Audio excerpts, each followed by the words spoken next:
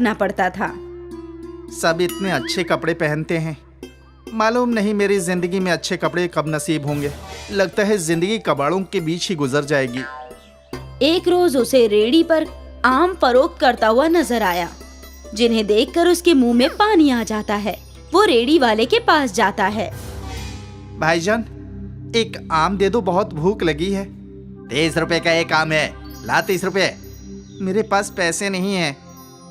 तो मेरे पास आम भी नहीं है, चल दफा हो जा। दुकानदार उसे धक्के मारकर वहां से भगा देता है। सोनू ललचाई नजरों से आमों को देखता हुआ वहां से चला जाता है। चलते चलते वो एक पार्क में पहुंचता है। वहां पर प्रकाश और अनिल नाम के 2 लड़के आम खा रहे होते हैं। हाँ भाई, यार देख मेरे अब्बा कितने अच्छे आम लेकर आए हैं। अरे वाह, आम तो देखने में बहुत ही अच्छे लग रहे हैं। चल जल्दी से निकाल और खाते हैं। ये कोई आम नहीं है, बहुत खास आम है। महंगा भी बहुत होगा, बहुत महंगा है। मेरे अब्बा ने बाहर से मंगाया है। मुझे आमों का बेहद शौक है ना, इसलिए आम खाना तो मुझे भी बहुत अच्छा लगता है। अब और सब्र नहीं हो रहा, जल्दी से आम निकाल, खाते हैं। अनिल और प्रकाश आम को खा ही रहे होते हैं, तभी वहां सोनू पहुंच जाता है और उन्हें आम खाता देख अपने होठों पर जीभ फिराता है। अरे इस कबाड़ी को देख, हमें आम खाता देख कैसे ललचा रहा है। क्या आंखें फाड़ कर देख रहा है? क्या कभी आम नहीं देखा? आम खाना है क्या? सोनू हाँ में गर्दन हिला देता है। वो उसकी जानिब आम बढ़ाते हैं। जैसे ही सोनू आगे बढ़ता है, वो आम को पीछे खींच लेते हैं और सोनू आम को पकड़ने के लालच में मुंह के बल गिर जाता है। आया बड़ा आम खाने वाला, औकात है तेरी? औकात तो गुठली के लायक भी नहीं है। कितना महंगा आम है, इसकी खुशबू लेना भी महंगा पड़ सकता है तेरे को। प्रकाश और अनिल उस पर हंसते हैं। सोनू वहां से मायूस होकर निकल जाता है और कंधे पर अपनी कबाड़ की बोरी लटकाकर चल देता है। चलते चलते उसे एक साधु बाबा नजर आते हैं, जो बेहोश होकर जमीन पर गिरे हुए होते हैं। वो उन्हें देखकर उनके पास दौड़कर जाता है। बाबा, क्या हुआ? आप बेहोश कैसे हो गए? मुझे इन्हें पानी पिलाना चाहिए। सोनू भागा भागा पास के दरिया से पानी लेकर आता है और साधु बाबा के मुंह पर छिड़कता है। साधु बाबा को होश आ जाता है। सोनू को अपने पास देखकर साधु महाराज उससे कहते हैं, कौन हो तुम और यहाँ क्या कर रहे हो? और मैं जमीन पर कैसे गिरा? मुझे कुछ याद नहीं है। साधु बाबा, गर्मी होने की वजह से आप बेहोश हो गए थे। मैंने पास के दरिया से पानी लाकर आपके ऊपर छिड़का और पिलाया है, जिसकी वजह से आपको होश आ गया। तुम्हारा बहुत बहुत शुक्रिया बेटा कि तुमने मेरी फिक्र की। बाबा जी, ये तो मेरा फर्ज था। लेकिन तुम इतने मायूस क्यों नजर आ रहे हो? तुमसे किसी ने कुछ कहा है क्या? सोनू साधु को सारा वाकया बताता है और अपने आम खाने की ख्वाहिश को जाहिर करता है। साधु सोनू की बात सुनकर उसको तसल्ली देते हैं और कहते हैं, सोनू, तुमने मेरी मदद की है। मैं तुम्हें ये कमंडल देता हूं। इसमें से आमरस निकलेगा। उसको जितनी बार तुम पलटोगे उतनी बार आमरस निकलेगा। अब तुम जितनी बार चाहो और जितना चाहो आमरस पी सकते हो। साधु सोनू को कमंडल दे देते हैं। कमंडल पाकर सोनू बेहद खुश होता है और जी भर के आम रस पीता है। अपने साथ साथ वो और गरीब लड़कों को भी आम रस पिलाता है। आम रस पीना जिनकी कुव्वत में नहीं था। एक बार जब सोनू कमंडल में से आम रस निकालकर पी रहा था और अपने दोस्तों को पिला रहा था, तब अनिल और प्रकाश उसे देखते हैं। प्रकाश, ये तो वही लड़का है ना जिसको हमने आम खाने नहीं दिया था और उसको धक्के देकर भगा दिया था?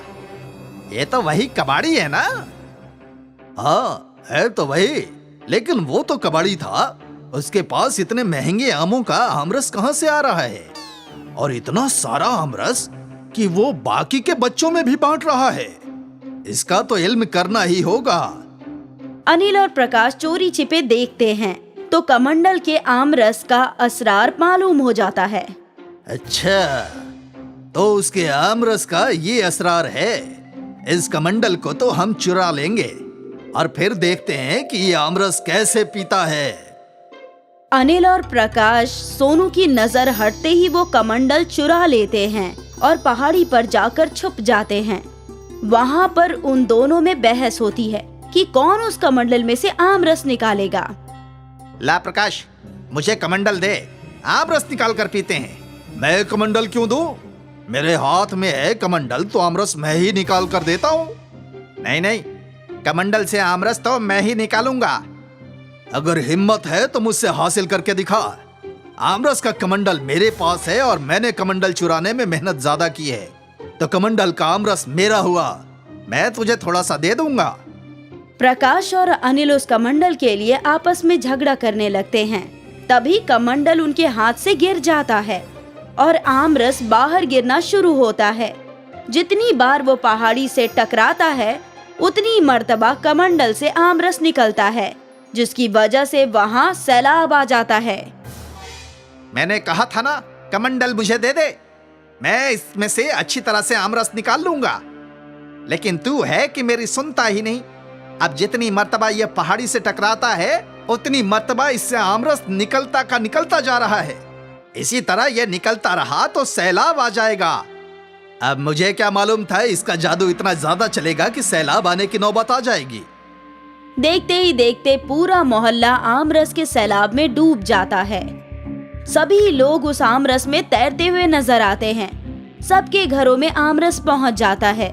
जैसे ही सोनू को आमरस के सैलाब की वजह का अंदाजा होता है, वो उस कमंडल को तलाशने के लिए निकल जाता है। वो सैलाब में चलता हुआ कमंडल के पास पहुंच जाता है।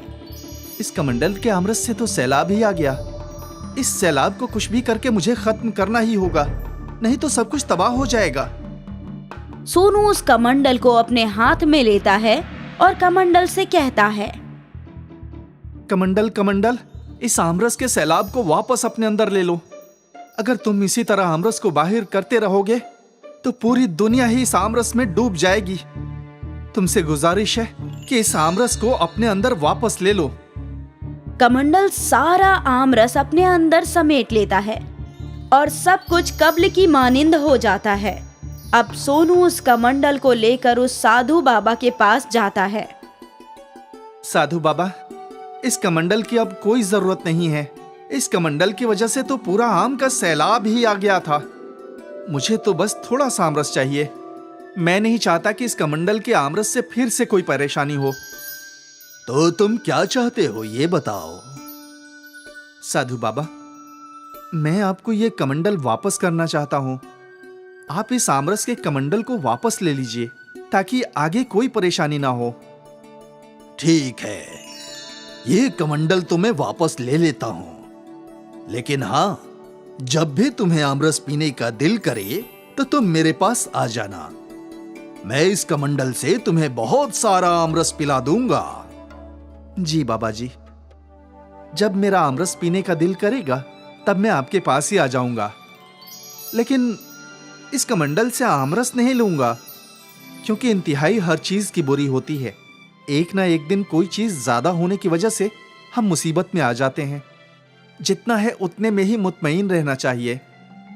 तुमने बिल्कुल सही कहा। लालच बहुत बुरी चीज होती है। लालच में आकर ही अनिल और प्रकाश ने ये कमंडल चुराया, जिससे मुसीबत खड़ी हो गई। साधु से दुआएं खैर लेकर सोनू वहां से चला जाता है और फिर अपने कबाड़ फरोख्त करने का काम शुरू कर देता है। अब उसको किसी भी चीज को खाने का दिल करता है तो वो साधु बाबा के पास चला जाता है। वो अपने नेमतों से उसे वो चीज दे दिया करते थे, लेकिन वो कभी भी लालच नहीं किया करता था, क्योंकि उसने लालच का अंजाम देख लिया था। वहीं अनिल और प्रकाश को भी सबक मिल जाता है। वो अब किसी गरीब को परेशान नहीं करते हैं और कभी लालच नहीं करते हैं।